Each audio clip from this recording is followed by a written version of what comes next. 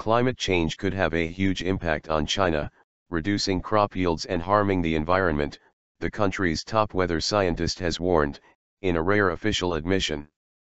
Zheng Guogang told Xinhua news agency that climate change could be a serious threat to big infrastructure projects.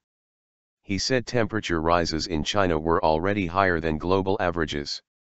China, the world's biggest polluter, has said its emissions of gases that cause climate change will peak by 2030. However, the country has not set a specific target for cutting emissions of the gases, mainly carbon dioxide. Emphasize climate security. Mr. Zheng, the head of China's Meteorological Administration, said warming temperatures exposed his country to a growing risk of climate change and climate disasters. He said temperature rises in China had already been higher than the global average for the past century. These are rare admissions from a Chinese official, BBC Asia analyst Michael Bristow says. China's leaders have acknowledged the damage from global warming, but they usually do not lay out the full scale of the problems. Mr. Zheng warned of more droughts, rainstorms, and higher temperatures, which would threaten river flows and harvests, as well as major infrastructure projects such as the Three Gorges Dam. He urged China to pursue a lower carbon future.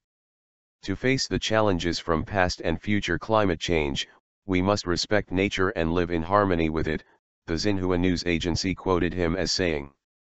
We must promote the idea of nature and emphasize climate security. China and the US together produce around 45% of global carbon emissions. Leaders from the two countries are taking part in a summit in Paris this year that will aim for a global deal to cut carbon emissions by 2020. China's decades-long pursuit of rapid economic growth has boosted demand for energy, particularly coal. Scientists fear that pledges made so far to cut emissions will not be enough to avoid the harmful impact of climate change.